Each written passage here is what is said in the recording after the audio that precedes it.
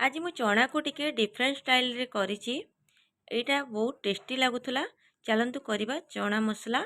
Eight मु चना को प्रथमे आधा घंटा आगु बतुरे कि रखी देथिली।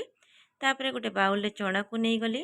तापरे अदा रसुण पेस्ट गोटे चम्मच, धनिया पाउडर गोटे चम्मच, लंका गुंड, हळदी गुंड आउ मीट मसला, गरम मसला गोटे चम्मच, दही आउ कस्तूरी मेथी लूण देकी भल भाबरे गोलेकी आमे अध घंटे पाई मैरिनेट करके रखीदबा।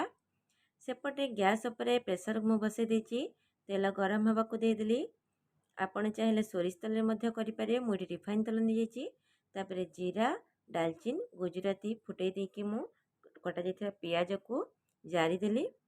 पियाज जारी होगला परे एठी मु टमाटर भी देदेली। कटा जाइथिबा टमाटर लूण दे देकी टमाटर को मध्य भाजीबा को छाड़देली टिके। एठी आमे अदा रसुण पेस्ट दबानी कारण चना रे आमे आगरू अदा रसुण पेस्ट को पकेकी मैरिनेट करके रखी देचंती। तापरे टमाटर कसीला परे एठी आमे मैरिनेट करके रखिदिबा चना को आमे पके दबा।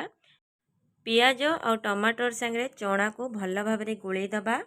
गोळेई सला परे हमकु कसीबा को पड़िबो, नले अदा रसुण पेस्ट रो वासना आसीबो। पाखापाखि 5 ରୁ 10 मिनिट कसीबा को हमको पड़िबो चना को। तापरे कसी गला परे हमको एटी पानी दबा को पड़िबो। पानी देके आमे प्रेसर हुइसिल दे दबा। 2 ରୁ 3टा हुइसिल दे दबा। मते 3टा दबा को पड़ला एटी। तापरे सिझी जाइतला हमर चना।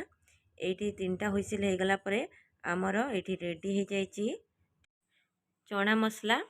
आकु आमे भात संगे मध्य खाई परिबा, रोटी संगे मध्य खाई परिबा। आकु बनेबा बहुत सहज। देखि पारथबे एटी चना मसला केते सुंदर ग्रेवी आउ कलर भी आसीची। बहुत टेस्टी लागिला तरकारीटी। आज वीडियो जति भल लागिची लाइक गोटे करदेबे। मो चैनल टी को सब्सक्राइब करदेबे।